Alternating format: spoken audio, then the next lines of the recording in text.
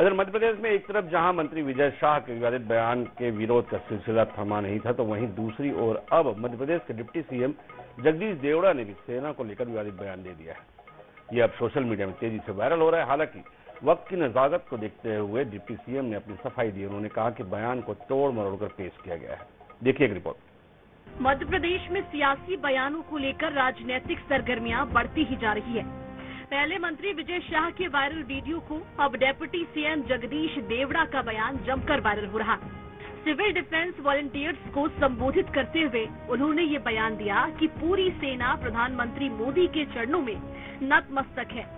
ये वीडियो जमकर वायरल हुआ और नए सिरे से बयानों का सिलसिला शुरू हो गया।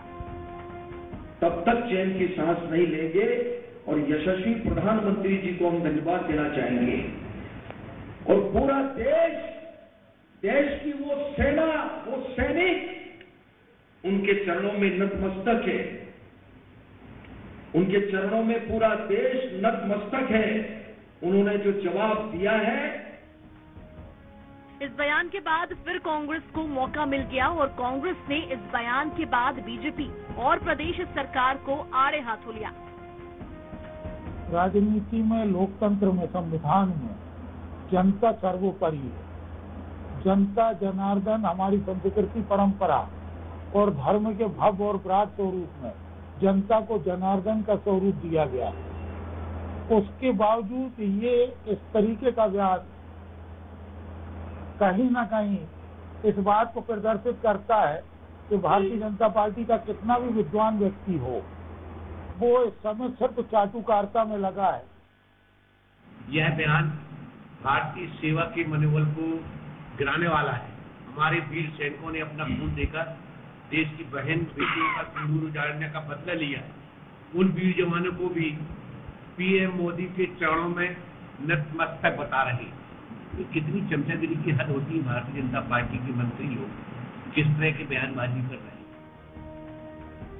इस बयान पर बवाल मचा। विपक्ष ने जबर आरोप लगाए। इसके बाद डिप्टी सीएम को बचाव के लिए खुद ही मैदान संभालना पड़ा और सफाई दी कि उनके भाषण को लेकर मीडिया के एक हिस्से में कंफ्यूजन पैदा हो गया।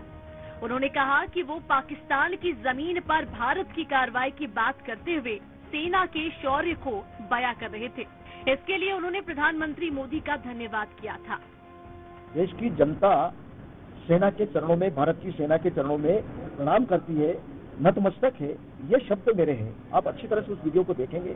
मेरी भावना ये है, अब उसको गलत तरीके से टर्न देकर के जो कहा जा रहा है वो बिल्कुल भाई, मैं कह रहा हूँ कि जो शब्द मैंने कहे वो बात सामने आना चाहिए, वो भावना सामने आना चाहिए। किसी की भावना को गलत तरीके से प्रस्तुत आप करोगे तो ये बिल्कुल ही गलत होगा, ये न्याय नहीं होगा, ये अन्याय है।